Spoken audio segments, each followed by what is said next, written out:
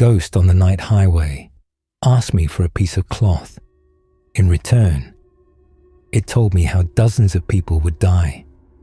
We truckers have our own superstitions.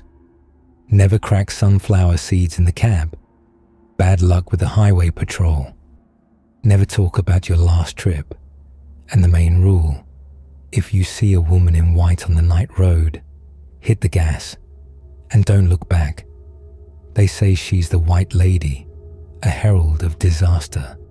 She appears moments before a tragedy. See her, and you're already on the list. I'm Mike, 15 years behind the wheel of an 18-wheeler. I've seen strange lights, shadows darting across the beams of my headlights. But I learned the main rule of the road. Don't stick your nose into what isn't your business. You see something strange, you drive faster. That night, I was hauling perishables down Highway 67, a lonely stretch cutting through the forests of northern Oregon. Towns out there appear once every 30 miles, and those towns had something odd about them. Above nearly every porch hung an old rusty scythe, and horseshoes were nailed to the doors. Against evil spirits, I chuckled. I had no idea how right they were. Twilight thickened, turning the roadside forest into a solid black wall. I was lost in my thoughts when suddenly my headlights lit up a figure. Standing in the middle of the road, I slammed the brakes. The truck roared, skidded. I gripped the wheel, bracing for the crash. The rig stopped, 1 yard from her.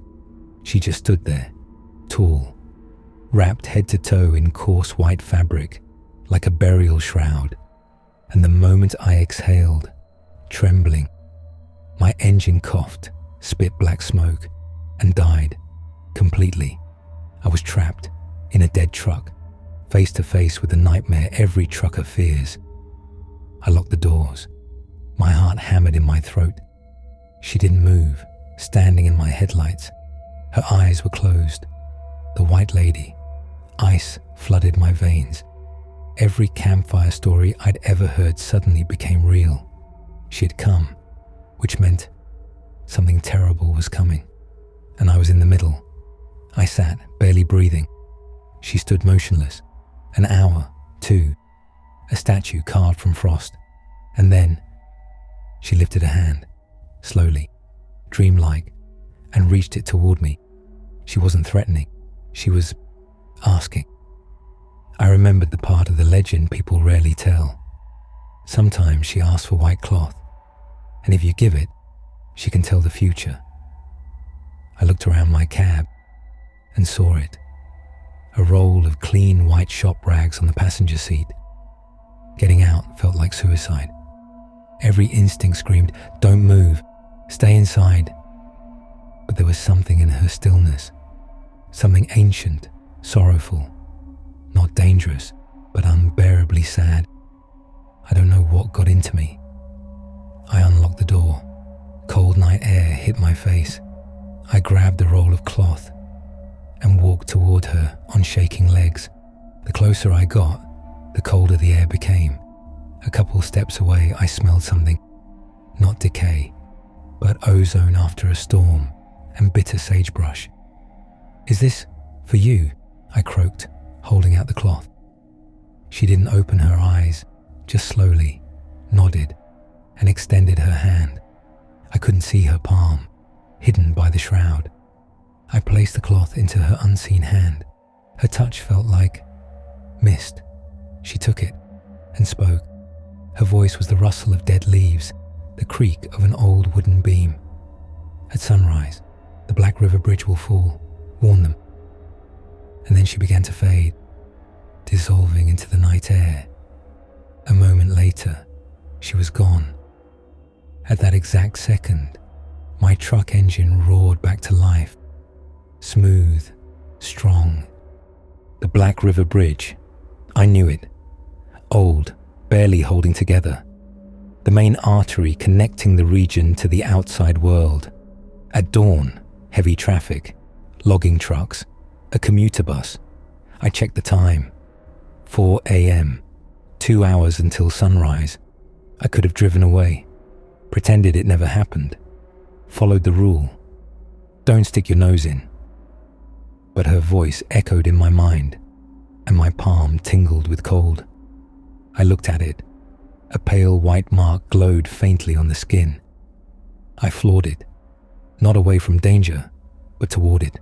Fastest drive of my life, my truck howling like a wounded beast. I had to make it. Just as dawn began to break, I reached the bridge. It looked normal, old, rusty, but standing. Then, headlights, a logging truck, and behind it, the morning commuter bus. I had 1 second. I jerked the wheel. My rig skidded sideways, blocking the entire entrance. Engine died. Silence. The logging truck stopped. Its driver stormed out, shouting. The bus pulled up. Angry, sleepy workers spilling out. People yelled, pounded on my door, called the cops. I sat gripping the wheel, staring at the bridge. And then, it happened. First, a low groan, the ground trembling beneath us. Then, a deafening crack. The central span of the bridge leaned, tilted, and collapsed into the black water below. The shouting stopped. Silence. Dozens of people stared at the void where the bridge had been. Then, at me, at my truck blocking the road. I never made the news. Official story. I noticed a crack in the support beams and reacted instantly. They tried to give me a bonus. I refused, because I know the truth. The white mark on my palm vanished after 3 days, but not from my memory. I'm still a trucker, but I never laugh at old superstitions anymore. And I changed the main rule. If you see a woman in white on the night highway, it doesn't mean you're on the list. It means you've been given a chance to save someone. If you don't chicken out, and if you have a piece of clean white cloth